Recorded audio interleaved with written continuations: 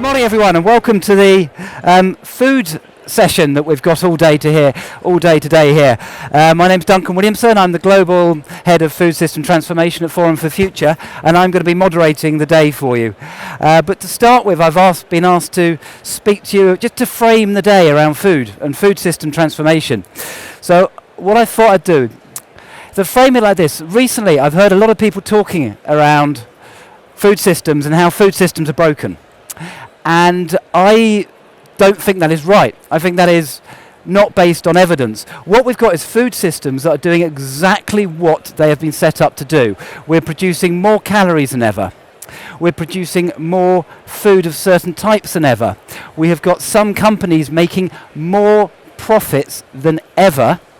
And if you look at some areas about the Green Revolution, the total number of people going hungry or malnourished in the 70s, 80s and 90s went down. However, these food systems are built on pillars of sand. They are deeply, deeply, deeply fragile, and we're starting to see them fall apart. So if you look at it, so look at trade.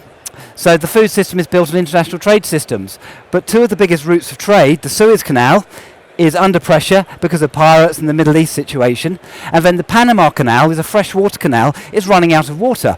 So if those two trade routes do get compromised, food prices will go up and food supply will go down. You're seeing climate change hitting food systems. In Morocco, it's a drought.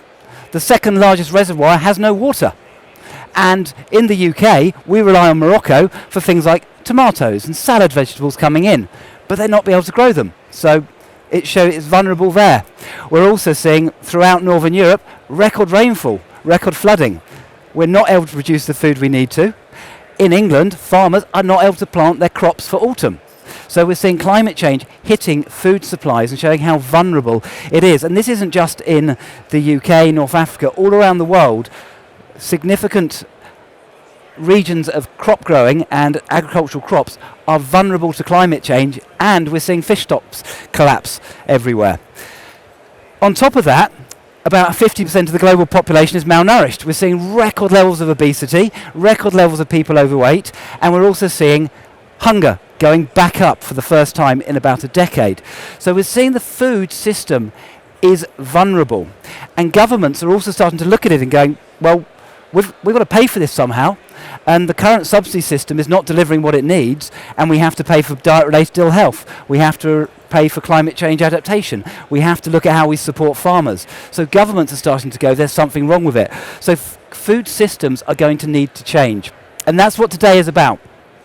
Today there's an amazing array of speakers coming up. We're covering everything from soil to natural capital.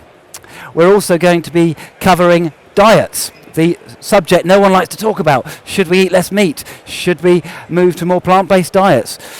It's nanny statism, apparently. We're also going to touch on food waste. So we're going to touch an awful lot of subjects today, all around the solutions to this vulnerable food system that we have.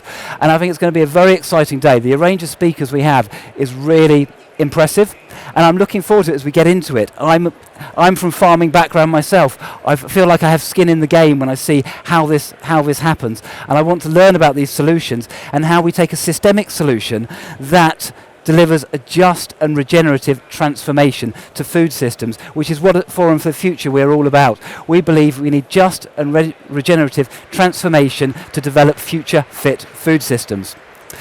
So before I introduce the first speaker, I'd just like to say, if you want to join the conversation today, you've got these QR codes everywhere. Just need to click on the QR codes and you'll be able to see what's going on.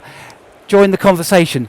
Talk about what's most important to you, what's really exciting to you, and vote on things that you think are the top levels of conversation.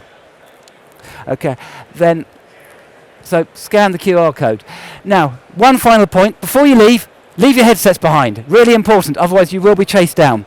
But now I'd like to introduce our first keynote speaker, the Right Honourable George Eustice MP, previous Secretary of State for Food, Farming and Natural Resources. So could you put your hands together and welcome George Eustice to the stage.